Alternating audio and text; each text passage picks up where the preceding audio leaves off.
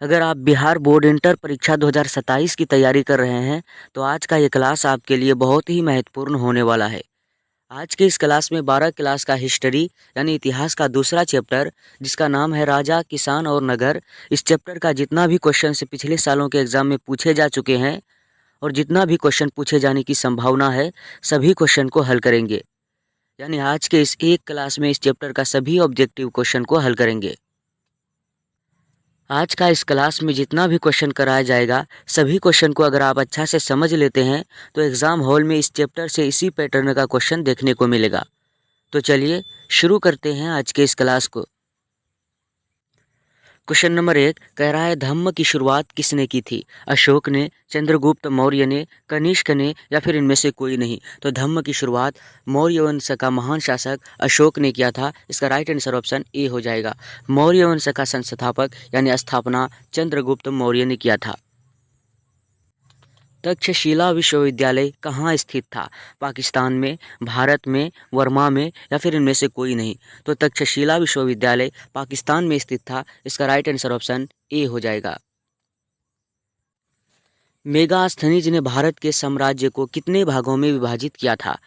6 भागों में, 7 भागों में, 8 भागों में या फिर 5 भागों में? तो मेगास्थनीज ने भारत के साम्राज्य को 7 भागों में विभाजित किया था। इसका राइट आंसर हो जाएगा ऑप्शन बी। किस शासक को प्रियदर्शी कहा गया है? अशोक को, समुद्रगुप्त को, दोनों को या फिर इनमें से कोई नहीं? तो अशोक को प्रियदर्शी कहा गया है। इसका करेक्ट आंसर हो जाएगा ए। अगला क्वेश्चन कह रहा है, प्राचीन भारत में यानी बहुत पुराने भारत में अभिलेख की शुरुआत किसने की? चंद्रगुप्त मौर्य ने, अशोक ने, चंद्रगुप्त ने या फिर इनमें से कोई नहीं? तो प्राचीन भारत में अभिलेख की शुरुआत अशोक ने की थी। इसका राइट आंसर ऑप्शन बी हो जाएगा। अभिज्ञान शाकुंतलम के रचनाकार कौन है? कालिदास, कौटिल्य, दोनों या फिर इनमें से कोई नहीं? तो अभिज्ञान शाकुंतलम के रचनाकार कालिदास है। इसका राइट आंसर ऑप्शन ए हो जाएगा। समुद्रगुप्त की जानकारी मिलती है प्रयाग प्रशस्ति से, मथुरा अभिलेख से, दोनों या फिर इनमें से कोई नहीं? तो समुद्रगुप्त की जानकारी प्रयाग प्रशस्ति से मिलती है। इसका करेक्ट आंसर ऑप्शन ए हो जाएगा। मेगास्थनीज भारत में किसके दरबार में आया था? चंद्रगुप्त मौर्य के, अशोक के, बिंदुसार के या फिर इनमें से कोई नहीं? तो मेगास्थनीज भारत में चंद्रगुप्त मौर्य के दरबार में आया था। इसका करेक्ट आंसर ऑप्शन ए हो जाएगा। चंद्रगुप्त मौर्य ने मौर्य वंश की स्थापना की थी। गुप्तों के काल में कौन चीनी यात्री भारत आया था? फाहियान, हुएनसांग, दोनों या फिर इनमें से कोई नहीं? तो गुप्तों के काल में फाहियान जो चीनी यात्री था वो भारत आया था। इसका राइट आंसर हो जाएगा ऑप्शन ए। मौर्य कला का सबसे महत्वपूर्ण नमूना है चैत्य, स्तूप, स्तंभ या फिर इनमें से कोई नहीं? तो मौर्य कला का सबसे महत्वपूर्ण नमूना स्तंभ को माना जाता है। इसका राइट आंसर सी हो जाएगा। अशोक ने महेंद्र और संघमित्रा को कहाँ भेजा था? श्रीलंका, ब्रिटेन, पाकिस्तान या फिर इनमें से कोई नहीं? तो अशोक ने महेंद्र और संघमित्रा को श्रीलंका भेजा था बौद्ध धर्म का प्रचार प्रसार करने के लिए। इसका करेक्ट आंसर यानी इसका राइट आंसर हो जाएगा ऑप्शन ए। यूरोप का समुद्रगुप्त किसे कहा जाता है? हिटलर को, नेपोलियन को, मुसोलिनी को या फिर इनमें से कोई नहीं? तो यूरोप का समुद्रगुप्त नेपोलियन को कहा जाता है। इसका राइट आंसर ऑप्शन बी हो जाएगा।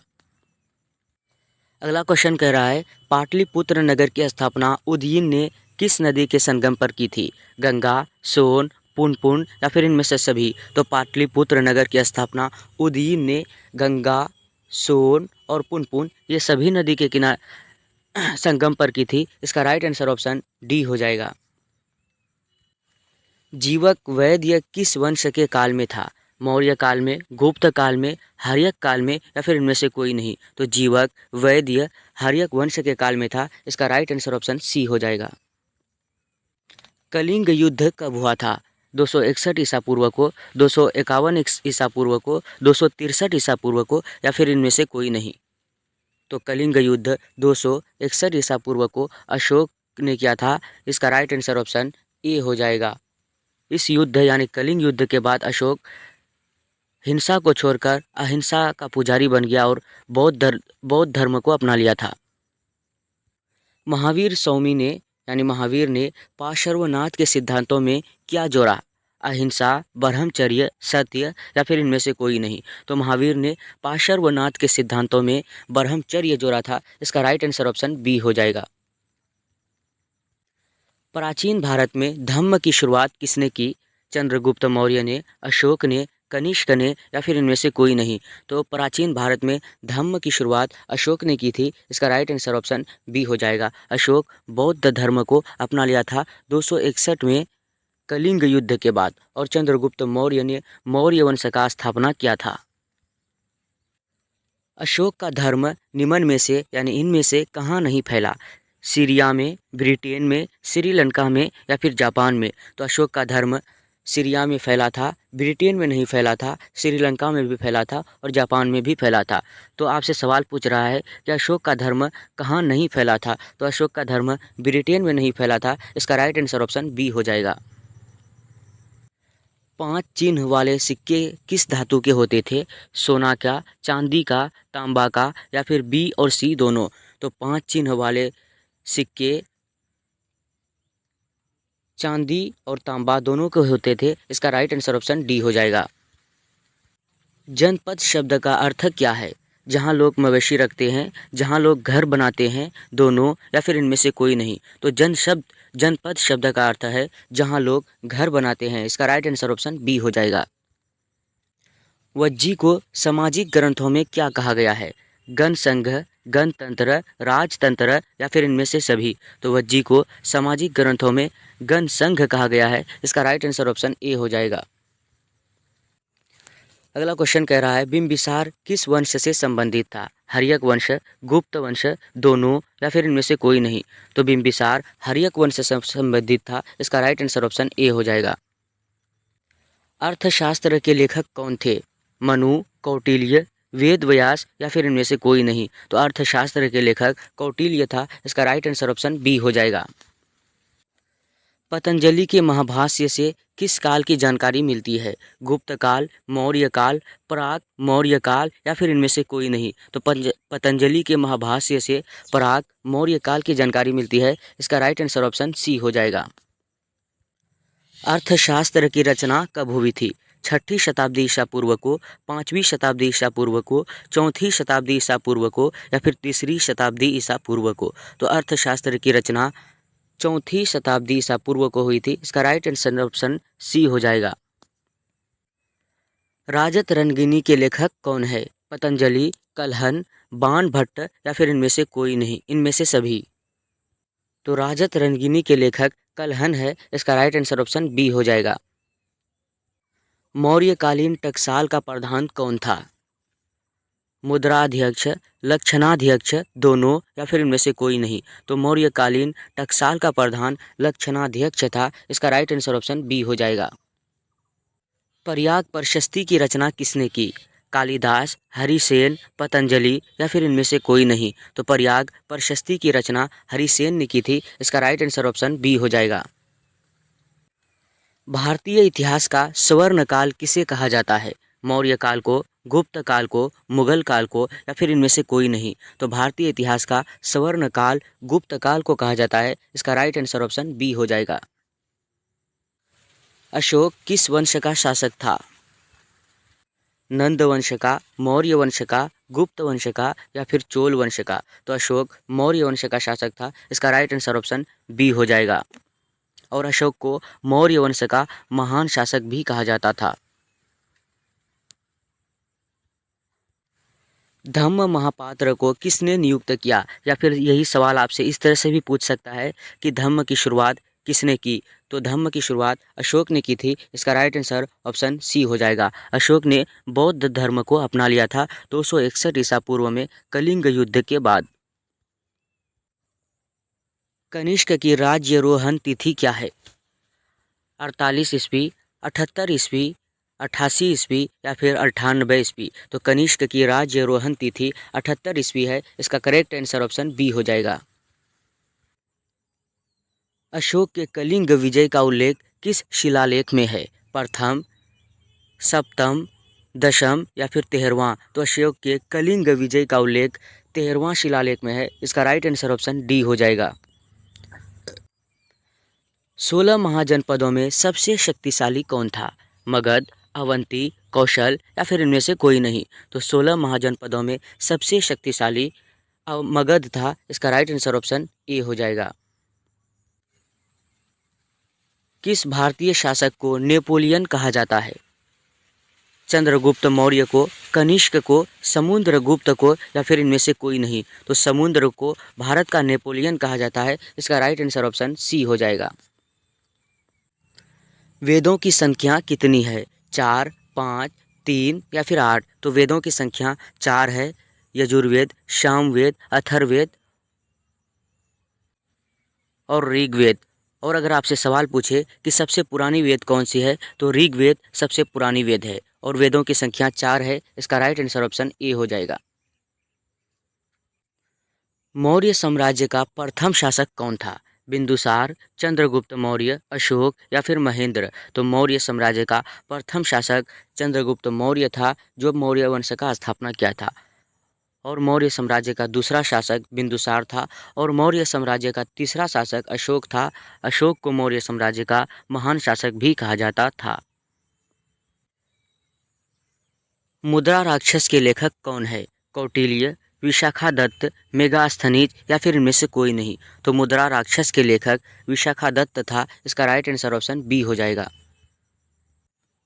मगध साम्राज्य की स्थापना किसने की? अजातशत्रु, बिंबिसार, नागदशक या फिर इनमें से कोई नहीं? तो मगध साम्राज्य की स्थापना बिंबिसार ने की थी। इसका राइट आंसर ऑप्शन बी हो जाएगा। महाजनपदों की संख्या कितनी थी? 8, 16, 32 या फिर 64? तो महाजनपदों की संख्या 16 था, यानी 16 महाजनपद था और 16 महाजनपदों में सबसे शक्तिशाली महाजनपद मगध था। लेकिन आपसे सवाल पूछ रहा है महाजनपदों की संख्या कितनी थी? तो महाजनपदों की संख्या 16 थी। इसका राइट आंसर ऑप्शन बी हो जाएगा। पाटलिपुत्र को सबसे पहले राजधानी किसने बनाया? अजातशत्रु ने, उदयन ने, दोनों या फिर इनमें से कोई नहीं? तो पाटलिपुत्र को सबसे पहले राजधानी उदयन ने बनाया था। इसका राइट आंसर ऑप्शन बी हो जाएगा।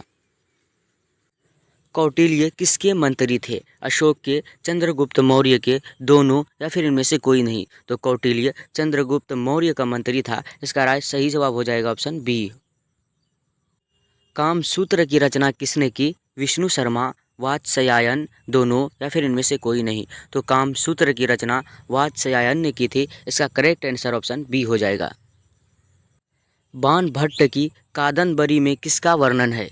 चंद्रगुप्त मौर्य का, अशोक का, हर्षवर्धन का या फिर इनमें से कोई नहीं? तो बाणभट्ट की कादंबरी में हर्षवर्धन का वर्णन है। इसका सही जवाब हो जाएगा ऑप्शन सी। उत्तर पश्चिम भारत में अशोक के अभिलेख किस लिपि में है? खरोष्ठी लिपि में, ब्राह्मी लिपि में, दोनों या फिर इनमें से कोई नहीं? तो उत्तर पश्चिम भारत में अशोक के अभिलेख खरोष्ठी लिपि में है। इसका सही जवाब हो जाएगा ऑप्शन ए। फाहयान किसके शासनकाल में भारत आया? चंद्रगुप्त मौर्य, चंद्रगुप्त द्वितीय, अशोक या फिर इनमें से कोई नहीं? तो फाहयान चंद्रगुप्त द्वितीय के शासनकाल में भारत आया था। इसका सही जवाब हो जाएगा ऑप्शन बी। मेगास्थनीज किसका राजदूत था? सिकंदर, फिलिप, सेल्यूकस या फिर इनमें से कोई नहीं? तो मेगास्थनीज सेल्यूकस का राजदूत था। इसका राइट आंसर ऑप्शन सी हो जाएगा। किस सम्राट ने पत्थरों और स्तंभों पर संदेश लिखवाए थे? बृहद्रथ, अशोक, चंद्रगुप्त मौर्य या फिर इनमें से कोई नहीं? तो अशोक ने पत्थरों और स्तंभों पर संदेश लिखवाए थे। इसका राइट आंसर ऑप्शन बी हो जाएगा। 4वीं शताब्दी ईसा पूर्व में मगध की राजधानी कहाँ बनी? वैशाली में, राजगिर में, पाटलिपुत्र में या फिर इनमें से कोई नहीं? तो 4वीं शताब्दी ईसा पूर्व में मगध की राजधानी राजगिर में बनी थी। इसका राइट आंसर ऑप्शन बी हो जाएगा। मगध की प्राचीन राजधानी कहाँ थी? पाटलिपुत्र, राजगिर, नालंदा या फिर इनमें से कोई नहीं? तो मगध की प्राचीन राजधानी राजगिर थी। इसका राइट आंसर ऑप्शन बी हो जाएगा। मौर्य वंश का संस्थापक कौन था? बिंदुसार, चंद्रगुप्त मौर्य, अशोक या फिर इनमें से कोई नहीं? तो मौर्य वंश का संस्थापक चंद्रगुप्त मौर्य था। इसका राइट आंसर ऑप्शन बी हो जाएगा। और चंद्रगुप्त मौर्य का गुरु चाणक्य था। भूमि अनुदान प्रथा किसने शुरू की, यानी जमीन दान करने की प्रथा किसने शुरू की? मौर्य ने, सातवाहन ने, गुप्त ने, या फिर इनमें से कोई नहीं? तो भूमि अनुदान प्रथा सातवाहन ने शुरू की थी। इसका राइट आंसर ऑप्शन बी हो जाएगा। भारत में सबसे पहले स्वर्ण सिक्के किसने जारी किए? मौर्य ने, हिंद यूनानी ने, गुप्त ने, या फिर इनमें से कोई नहीं? तो भारत में सबसे पहले स्वर्ण सिक्के हिंद यूनानी ने जारी किया था। इसका राइट आंसर ऑप्शन बी हो जाएगा। बिहार बोर्ड 12 क्लास का इतिहास का दूसरा चैप्टर का राजा, किसान और नगर, इस चैप्टर का सभी ऑब्जेक्टिव क्वेश्चन आपको करा दिया गया है। आपको क्लास कैसा लगा आप हमें कमेंट करके ज़रूर बताइए। अगला क्लास किस सब्जेक्ट का चाहिए आप ये भी बताइए। क्लास देखने के लिए आपका बहुत बहुत शुक्रिया।